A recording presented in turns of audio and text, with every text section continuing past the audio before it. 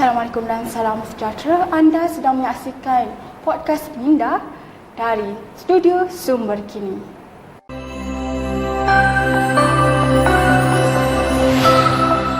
Hai, saya Halia Rashid, hos anda bersama Saya Teacher Tanusha, calon muda di DUN 4N48 Sentosa. Hai Tanusha, apa khabar? Khabar baik? Pula apa khabar? Yes, I sentiasa khabar baik di sini. Terima kasih sebab datang ke teratak kami. Terima kasih sebab menjemput saya untuk datang. Okey, baiklah Tanusha nampak tak? Saya macam ternampak sesuatu di mata Tanusha. Apa dia? Ada aura-aura KYB kan?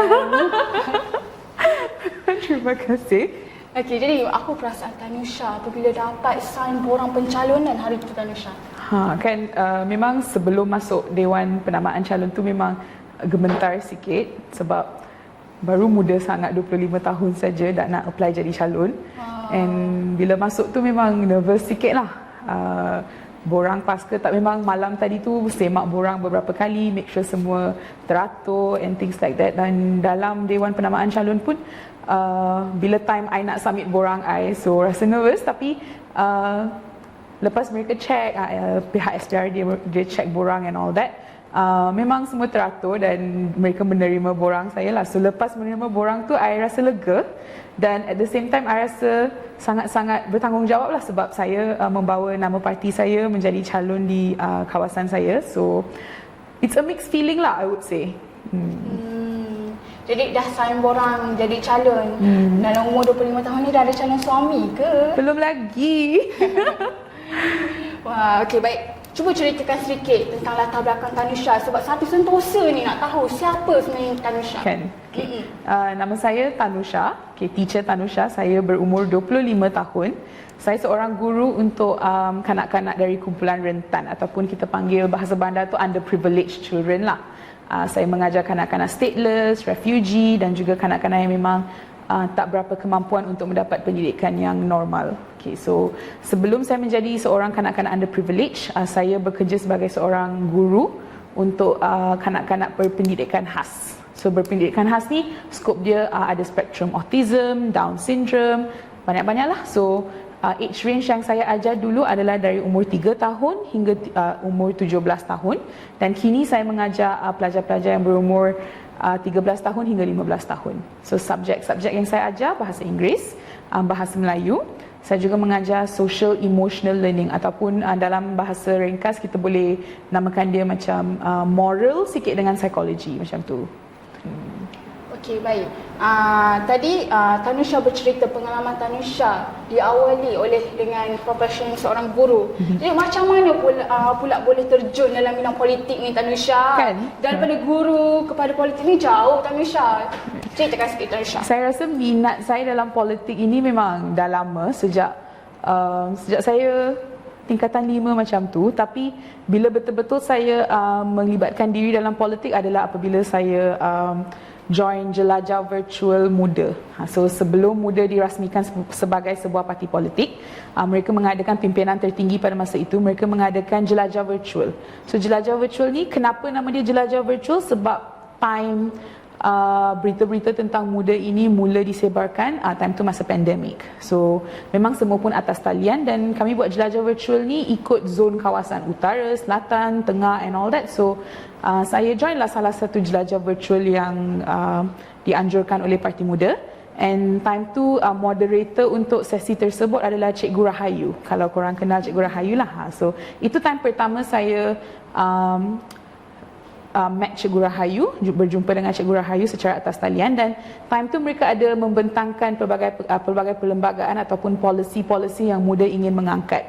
Dan masa itu saya sedar bahawa mungkin ini satu yang boleh merealisasikan minat saya dalam politik, sebab saya rasa saya macam dah letih dengan politik lama. Okay, kenapa saya akan bagi tahu nanti, tapi itulah stepping stone saya, cara saya memasuki Muda. Dan untuk makluman kalian, Muda adalah parti politik pertama saya. So memang dari 2020 tu sampailah ke banjir, time banjir 2021,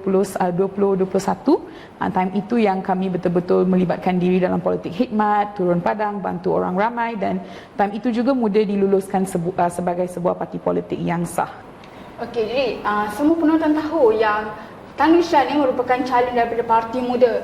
Okey, jadi kenapa dalam banyak-banyak parti dekat Malaysia ni, kita ada pelbagai parti, kenapa juga muda juga yang menjadi pilihan Tanusha? Saya rasa muda ini dipimpin oleh banyak lapisan masyarakat, bukan hanya hanya seorang atau dua orang yang politician establish di muda, dan yang lain semua adalah golongan-golongan profesional. Kita ada cikgu, kita ada accountant, lawyer dan what not. So saya rasa diversity ini yang arena politik Malaysia memerlukan, dan saya rasa bangga dapat menjadi part of muda lah. Dia tahu yang Tanusha akan bertanding di Sentosa. Kenapa antara banyak-banyak daerah di Selangor ni, kenapa Tanusha ditempatkan di Sentosa? Ada apa dengan Sentosa? Saya rasa Sentosa itu amat dekat dengan hati saya kerana satu adalah masyarakat-masyarakat di Sentosa. Saya rasa saya boleh membawa banyak pembaharuan kepada masyarakat dan komuniti di Sentosa kerana seperti selalu yang saya katakan, what is lacking in Sentosa is a sincere and a genuine leader. Saya rasa Sentosa ini boleh memang mengambil langkah yang amat besar sebab baru-baru ini Sentosa menjadi satu city establishment. So saya rasa banyak perkara yang boleh kita buat di Sentosa dan juga untuk masyarakat-masyarakat yang di Sentosa, tapi saya rasa Sentosa is not getting the correct voice ataupun representasi di Sentosa tidak memuaskan hati. There's so much that can be done in Sentosa tapi tak ada yang dijalankan. So I feel like I nak pergi dan buat pembaharuan di Sentosa. Mungkin sukar, saya tak tipu, memang sangat sukar, tapi it's possible. Saya rasa dengan idea-idea yang saya ada, dengan manifesto-manifesto yang akan kami keluarkan, saya yakin bahawa Sentosa adalah satu kawasan yang amat ada potensi yang sangat tinggi lah untuk pembaharuan dari pelbagai segi. Bagaimana dengan penerimaan rakyat di Sentosa apabila ada parti muda cuba menjejaki kawasan mereka? Okey, baik. Hari penamaan calon pada hari Sabtu yang juga merupakan hari berkempen pertama lah mengikut SPR, tapi bagi Tanusha, saya memang ada keluarga yang tinggal di Sentosa. So memang Sentosa itu bukan satu kawasan yang bukan familiar sangat dengan saya. Memang saya familiar sangat dengan Sentosa dan saya sentiasa jalan-jalan Sentosa. Okay, so bila I dah tahu I akan menjadi calon di Sentosa, memang kerap kalilah saya turun kawasan dengan rakan-rakan muda dan juga dengan rakan-rakan Parlimen Kota Raja, dan sambutan memang baik dari rakyat-rakyat di sana, because mungkin mereka in the beginning tak sedar ada pun parti muda ataupun ramai yang belum tahu lagi apa jejak Parti Muda ataupun apakah inspirasi Parti Muda ataupun motif Parti Muda. Tapi bila kita turun padang jumpa dengan rakyat-rakyat di Sentosa, mereka lebih accepting. Itu perkataan yang paling accurate lah, paling tepat untuk masyarakat Sentosa. Mereka sangat accepting, mereka tidak menolak, mereka sangat accepting, dan mereka juga mahu mendengar apa yang kami ingin membawa. So itu membuatkan kami rasa gembira dan juga ada harapan lah.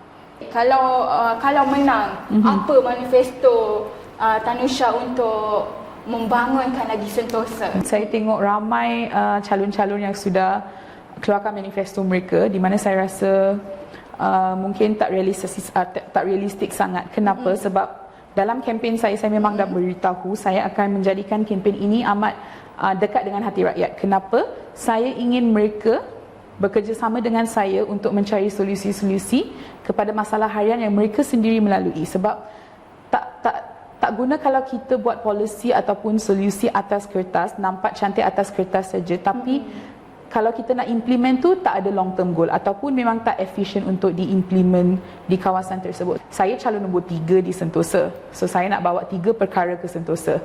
Yang pertama adalah Sentosa yang bebas banjir. Yang kedua adalah Sentosa yang selamat. Okay, selamat ini adalah dari segi banyak perkara lah, infrastruktur, dan hanya bukan untuk manusia, bukan untuk orang saja, tapi untuk haiwan juga. Sebab kalau Sentosa tak selamat ke sekarang ni? Selamat, tapi kami nak memperkukuhkan lagi keselamatan Sentosa. Dan yang terakhir adalah yang ketiga adalah skilled Sentosa ataupun Sentosa yang berkemahiran. So apa yang kami nak bagi kepada rakyat Sentosa ini adalah kami nak mereka dapatkan skill. So kami nak offer skills training kepada mereka dengan kelulusan dan sertifikasi yang tepat, yang legit, dan juga lepas itu mereka boleh memberi balik kepada komuniti di Sentosa di mana mereka boleh membuka bisnes-bisnes sendiri ataupun meningkatkan peluang pekerjaan di Sentosa. Dan lagi satu adalah saya sebagai adun di Sentosa, jika saya menang, jika saya diberi mandat, saya ingin mendigitalisasikan Sentosa sebab apa feedback yang kami dapat dari kawasan adalah that sometimes pusat pejabat DUN tu sangat sukar untuk dihubungi ataupun seringkali mantan YB tak ada dalam office dan juga mungkin staff-staff pun kurang bekerjasama and things like that. So apa yang tim kami nak buat adalah mendigitalisasikan Sentosa di mana mereka boleh terus hubungi saya. So itu adalah call to action ataupun #call me Teacher Tanusha. Selain daripada banjir and all that, saya rasa lesen berniaga menjadi satu masalah utama di Sentosa juga sebab kami bila kami pergi walkabout, kami pergi jumpa rakyat kan. Ramai orang yang kami jumpa adalah peniaga di kawasan Sentosa. Penduduk dan peniaga di kawasan Sentosa. Kami banyak pergi pasar malam, lepas tu dekat Taman Sentosa tu ada banyak gerai-gerai di tepi jalan. So mereka sering menyatakan bahawa sangat susah untuk mereka mendapat lesen perniagaan. Dan bila mereka nak cuba untuk buat aduan ataupun cuba untuk reach out kepada pejabat, memang tak ada respon ataupun respon dia selepas satu jangka masa yang amat panjang.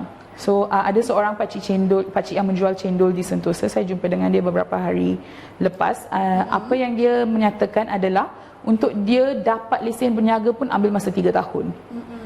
Lepas ambil masa 3 tahun itu, lesen dia tak boleh beli untuk 1 tahun straight. Dia kena renew 4 bulan sekali.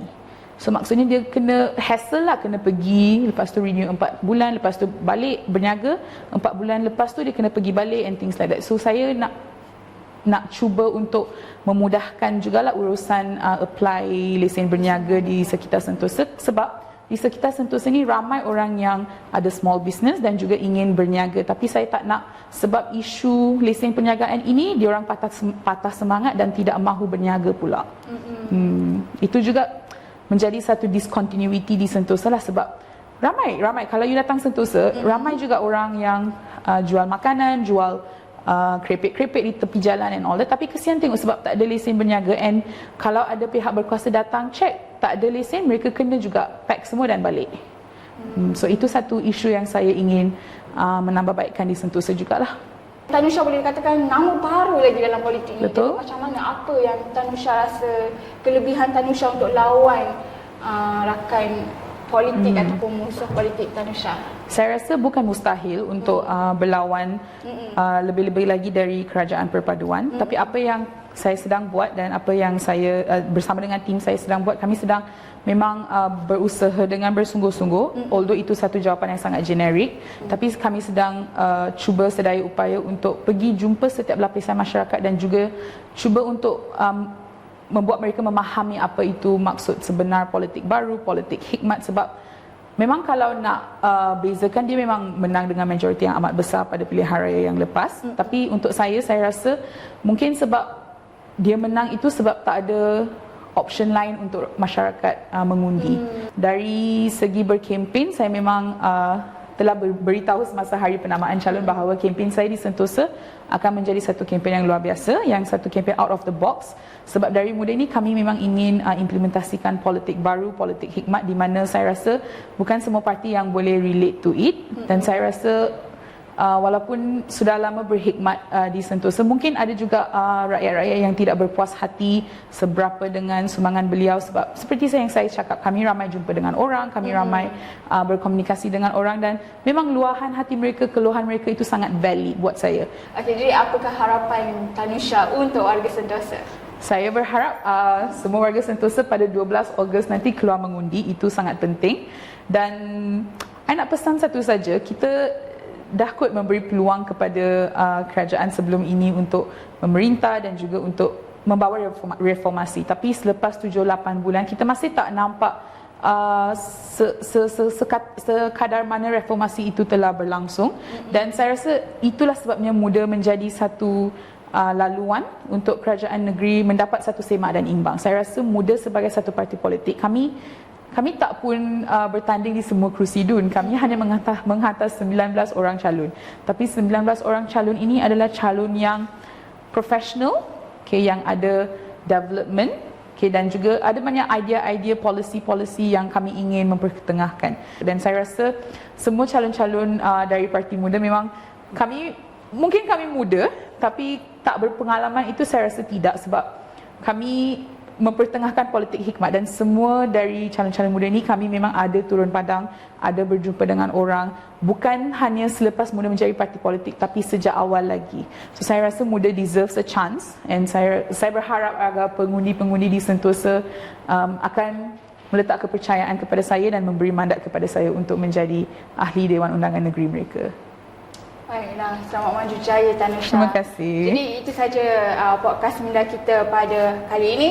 Saya ingin mengucapkan ribuan terima kasih kepada Tanusha kerana hadir sudi bersama-sama dengan saya dalam podcast Minda. Jadi kita bertemu lagi dalam podcast Minda yang akan datang. Assalamualaikum dan sampai jumpa. Terima kasih.